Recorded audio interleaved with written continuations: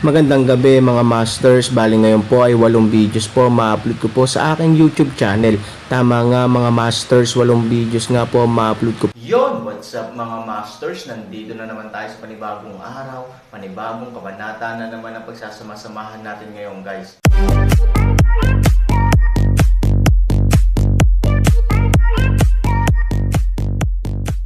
Bali mga masters, kung bago ka pa lang po sa aking YouTube channel, please click the subscribe button, lalong-lalo na po yung notification bell guys, para maging connected pa rin tayo sa isa't isa at maging updated kayo sa mga susunod ko pang video.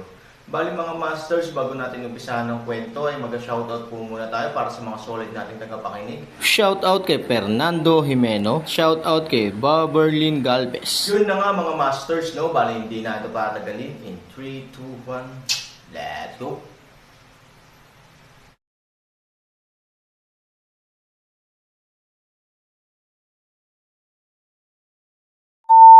Han Sanchen, sa ilalim ng panghihikayat ng lahat, sa wakas ay nagpa siya na maghintay muna dito. Matapos kumalma si Han Sanchen, umakyat nga siya at pinagmasdan ang nakapalibot na lupain.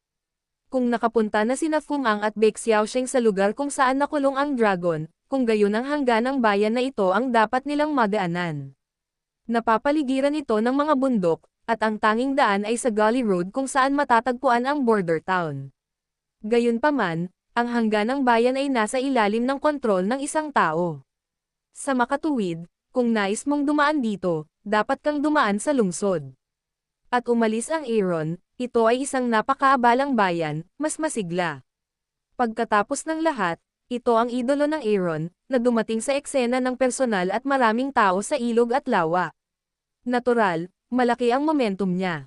Maraming bisita sa restaurant. Matapos kumalat ang balita tungkol sa pagdating ng Aaron, ang mga tao mula sa lahat ng antas ng pamumuhay sa lungsod ay nagsisiksikan sa restaurant. Dahil nagpa siya ang Aaron na huwag umalis sa hapon, ang restaurant ay napapaligiran ng mga tao. Sa gabi, ang mahabang kalye na ilang milya ang layo ay puno ng mga tao, at walang makagalaw kahit isang sentimo. Ang alam ko ay napunta ako sa Aaron. Ang hindi ko alam ay akala ko ay may walang katulad na kagandahan. Sa restaurant, maliwanag ang mga ilaw at panay ang pagkanta. Ang mga tao ay nasa sabik na humawak ng mga baso ng alak. Lumapit ka at aalis ako. Hindi ito masigla. Ang mga masiglang protagonista na ito ay halatang Aaron. Maging sina Mo Yang, Dao 12 at Liu Fang, dahil palagi nilang sinusunod ang Aaron, ay may tiyak na pakiramdam na napromote sa langit. Paminsan-minsan, ang mga tao ay pumupunta sa toast at nambobola.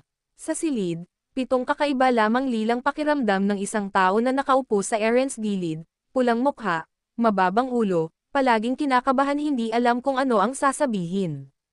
Para sa iba pang 6 na halimaw, ang dahilan kung bakit pumayag si Aaron na manatili ay ang 6 na halimaw ay nagboluntaryong hanapin ang mga bakas ni Bai Xiaosheng at iba pa sa paligid ng Aaron. Gayunpaman, 6 na kakaibang higit pa sa isip, 7 nakababatang kapatid na babae ang naiwan. Sa Aaron pag-aalaga, sinabi siya ay hindi malalim na kasangkot, hindi maginhawa upang pumunta sa labas naghahanap ng mga tao, at ang hitsura ay masyadong maganda, madaling maakit ang pansin, mas mahirap na makahanap ng mga tao. Pero halatang hindi alak ang kahulugan ng lasenggo. 6 na kakaibang bagay ang malinaw, at natural na naiintindihan ito ni Ziking. Sa partikular, si Liu Xia, ang ika-6 na kapatid na babae, ay tinapik ang kanyang balikat bago siya umalis upang pasayahin siya. Gayunpaman, mahigit 1 oras na siyang nakaupo, ngunit wala man lang siyang narinig mula sa Aaron. Magsabi pa ng kahit ano sa kanya, hindi pinansin ng Aaron ang mga taong pumupunta para purihin siya. Tahimik na swepkis ang Aaron, tingnan Aaron kilay microlock, purple pakiramdam ay maaari lamang bigo mababang ulo, magpanggap na kumain. Lalabas ako para mamasyal. Biglang nagsalita si Aaron. Ngunit ang hindi naisip ni Ziking ay ang unang pangungusap ni Aaron ay magiging ganito. Masunuring tumango ang purple sentiment, dapat ganoon din si Mo Yang at ang iba pa.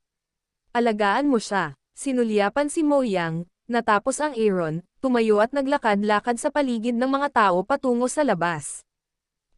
Lahat. Aaron ang gustong pumunta pansamantala sa cottage, at babalik mamaya. Bilang kapatid ng buhay at kamatayan ni Aaron, pamilyar si Mo Yang kung paano haharapin ang mga bagay na ito. Tumayo siya at itinaas ang tasa ng alak niya. Pagkatapos niyang i-block ang lahat para sa Aaron, mas malapit din ang katawan niya kay Ziking. Nakita ni Ziking na hinayaan ni Aaron si Mo Yang na alagaan ang kanyang sarili, at tumingin sa likod ni Aaron, napakagatlabi, labis na naagrabyado. Paano magiging interesado ang Aaron sa mga mataong aktibidad na ito? O, kung wala ang pagmamadali ni Ivory, anong uri ng pagmamadalian ito? Higit pa rito, ang buhay at kamatayan ni Bai Xiaosheng at iba pa ay hindi alam. Ang Aaron ay labis na nag-aalala. Paano siya nasa mood na sumali sa saya? Paglabas niya ng restaurant ay malakas pa rin ang ingay sa likuran niya. Walang awang umiling si Aaron at tumingin sa mahabang pila sa kalye. Sa kaunting swerte, parang multo ang kanyang katawan, na direktang nagparamdam sa mga nakapila na simoy lang ng hangin, ngunit wala na. Sa dingding, sa ilalim ng gabi ng buwan, ang mapagmataas na figure ng Aaron ay nakatayo sa lungsod, isang pares ng mga mata ng langit na tahimik na tumitingin sa paligid, sinusubukang makahanap ng isang bagay. Pero bigla siyang natigilan. Nakapikit ang mga mata niya at tumangala sa mga bituin sa langit. Sino ang nagnanasa sa lupaing ito? Bahagyang kumunot ang noo ni Aaron at mahinang sinabi. Isang pares ng mga mata, ngunit nakatitig din sa tuktok ng kalangitan sa gabi. Ngayon lang, Aaron biglang naramdaman sa malawak na kalangitan sa gabi, sa gitna ng mga matingkad na bituin, tila may dalawang bituin na hindi nabibilang dito biglang gumalaw, kaya lang parang kumikislap ang ilang makapangyarihang mga mata, tahimik na nakatingin sa malawak na purong lupang ito. Ito ay hindi isang ilusyon. Nararamdaman pa ni Aaron ang pagnanasa at kasakiman sa kanyang mga mata. Biglang naramdaman ni Aaron na nanginginig ang kanyang mga mata. Kailangan niyang umiyak at ipikit ang kanyang mga mata. Ngunit halos sa pagpikit niya ay may dugong umaagos sa kanyang mga mata. Bahagyang panasan ang dugo, Aaron sa mga mata, ngunit sa kalangitan ng walang kaunting pagkakaiba. Anong nangyayari? Mas lalong sumimangot si Aaron. Sa oras na ito, sa ilalim ng gabi, ang mabituing kalangitan ay tahimik, isang anino ang nakatayo sa isang bundok, tulad ng isang monumento ng pagmamataas. Kakaiba, hindi sigurado ang figure ng lalaking ito, parang anino. Sa oras na ito, inalis na lang niya ang kanyang mga mata sa posterin ng pagtingala sa langit. May kaunting kirot sa kakaiba niyang mga mata. Sa ilalim ng liwanag ng bituin at buwan, makikita na ang kanyang mga mata ay unti-unti ding nagbuhos ng itim na dugo at luha. Ang bigyan ka ng mata ng langit ay hindi basta-bastang tumingin sa mga bagay-bagay. Huwag tumingin sa mga bagay na hindi mo dapat tingnan. Ang boses ay tila ginawa niya, ngunit hindi niya ibinuka ang kanyang bibig, at ang boses ay puno ng paghamak at kabalintunaan. Sa labas ng lungsod, kasama ang isang grupo ng mga tao, si Fumang at Bai Xiaosheng ay dumating sa wakas sa paligid ng hangganan ng bayan. Sinasamantala ang gabi, ang pagpasok sa lungsod ay ang kanilang pinakamahusay na pagpipilian sa panahong ito. Si Fumang at ang kanyang mga barkada ay palaging maingat na kumilos dahil sa takot na matuklasan ng iba at masira ng rehimyento ay natatakot na sa sandaling mamatay sila, walang maghayganti kay Aaron. Ang kinaroroonan ni Ivory ay hindi natagpuan, at ang Aaron ay nagsipilyo, isang grupo ng mga mukha ang puno ng panghihinayang, ngunit, gayunpaman, dapat din nilang kunin ang espiritu, patungo sa isla ng Xianling muli, mga gwardya, ngunit walang mga tao at mga kabayo sa Yaoshen Pavilion at immortal na lugar sa dagat. Tumango si Fumang, tara na, pasok na tayo sa syudad, Amataba. Mabuti, masama sa oras na ito, maraming figure ang biglang lumabas, na humaharang sa daan ng ilang tao. Nang biglang umangat ang ulo ni Fumang, isang monghe lang ang nakatayo sa harapan niya. Ang sutana ng monghe ay puno ng ilaw ng Buddha. Nakalabas ang kalahati ng kanyang itaas na bahagi ng katawan, ngunit ang kanyang mga kalamnan ay malinaw, at ang kanyang gininto ang liwanag ay nagniningning. May hawak siyang Zen staff na napakalakas. Sa likuran niya ay nakatayo ang ilang lalaki na may sombrero at itim na damit. Dahil mababa ang kanilang mga ulo, hindi nila makita ng malinaw ang kanilang hitsura. Kumunat ang noo ni Fumang at pinrotektahan ang lahat. Master, anong meron? Tumingin si Fumang sa monghe na may kaunting pagbabantay at nagtanong. Gayunpaman, kumpara sa ibang mga roadblocker, hindi mataas ang pagbabantay ni Fu Mang.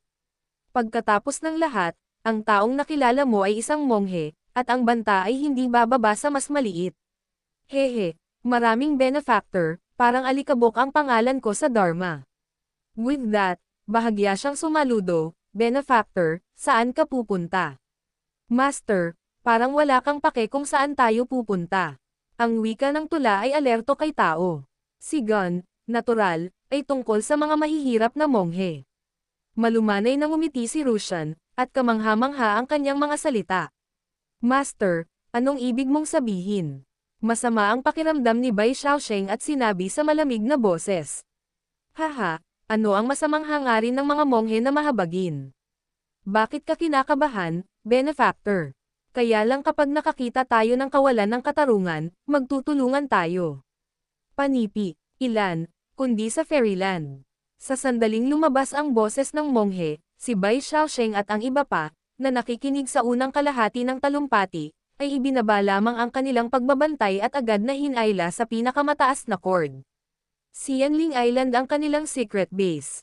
Paano malalaman ng mga ordinaryong tao, hindi pa banggitin ang monghe na hindi pa nila nakikita? Master, hindi ko alam ang sinasabi mo.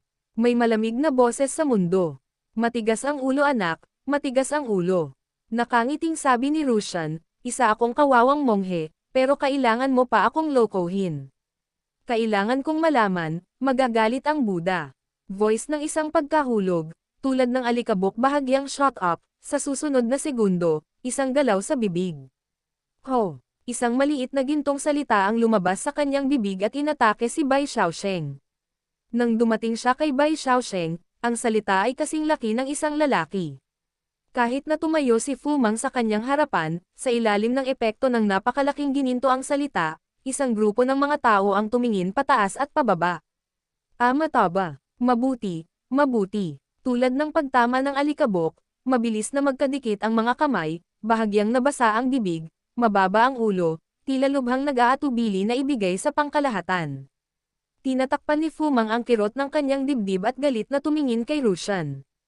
Ilang mga benefactors, ang tinatawag na ibinaba ang kutsilyo ng butcher, naging Buddha on the spot at nakipag-ugnayan sa demonyong Aaron, sa katunayan, lulubog lamang sila sa putik at sa bandang huli ay makakasira sa iba at sa kanilang sarili. Ang pakinabang ay hindi katumbas ng pagkalugi. Ang ilang mga benefactor, o sumusunod sa mahirap na pagsasanay ng monghe, upang patunayan ang daan, ay kalikasan. Kung hindi, ako ay parurusahan ng langit. Ba, nasaan ang demonyong monghe?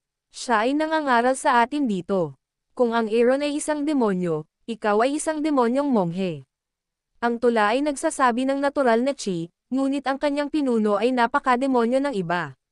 Para sa kanya, ang Aaron ay banayad at palaging pinoprotektahan sila sa likod kapag nasa panganib. Siya ay isang tunay na bayani. Natural, hindi siya papayag na bastyusan siya ng iba sa gusto niya. Kung sasabihin kong demonyo siya, demonyo siya. Sa harap ng pagpapabulaanan ng tula, ang mukha ni Rusian ay napuno ng malamig na galit, at uminom siya sa malamig na boses, huwag kang magalit. Master, huwag kang magalit. Sa kanyang likuran, nakatayo ang isang alagad na may sombrero. Ang babaeng ito ay nawala na sa kanyang orihinal na pag-iisip dahil sa kanyang masamang espiritu. Ikaw ang katawan ng liwanag ni Buddha. Puntahan mo siya sa barko. Oo. Pagkatapos matanggap ang utos, marahang ibinaba ng alagad na nakasuot ng sombrero ang sombrero.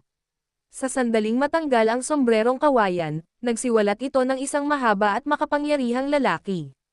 Ang dalawang galos sa kanyang mukha at ang mabangis na liwanag sa kanyang mga mata ay lahat ay nagsasabi, sa amin na ang taong nasa harap niya ay hindi isang mabuting tao.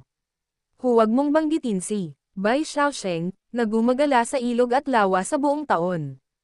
Ng mga alagad ng Budismo sila ba ang mga gangster na pumatay ng mga taong parang baliw? Ikaw talaga ay isang monghe ng demonyo at gumawa ng isang pag-atake. Mga taong walang alam, tinutulungan ka ng mga monghe, ngunit hindi alam kung ano ang gagawin. Pagkainom ko nito ay gumalaw ulit ako. Well, a many word hit and hit several people. Si Fu Mang at ang iba pang nag-aatubili na bumangon ay agad na tinamaan ng gintong salita at lumipad ng 10-10 metro palayo. Ilang mga alagad na may mahinang paglilinang ay dumura ng dugo at namamatay. Ngunit ang patula na wika lamang ang buo sa mga salita, ngunit sa oras na ito, ang lalaking tinatawag na Jie Chen ay lumipat patungo sa patula na wika ng hakbang-hakbang. Ang wika ng tula ay gustong bumangon upang lumaban, ngunit sa oras na ito, ang napakalaking salitang ma ay biglang naging hindi mabilang na mga gintong ilaw, at ang mga gintong ilaw na ito ay biglang namuo, at lahat ay lumipad sa wika ng tula. Pagkatapos, Jin Guangsa sa katawan ng tula, hindi mahalaga kung paano siya struggled, ngunit ang katawan ng Buddha pagtatanggol ay ganap na wala sa kontrol at hindi gumagalaw. Ang wika ng tula ay biglang puno ng pagkabalisa, tinitingnan ang kontrabida hakbang-hakbang na malapit, sa oras na ito, ang kontrabida ay isang mabangis na ngiti, mga kamay ay gumagalaw, zila. Yun na nga mga masters, no? Bali panibagong kabanata na naman yung natapos natin ngayong gabi. Muli, maraming salamat po.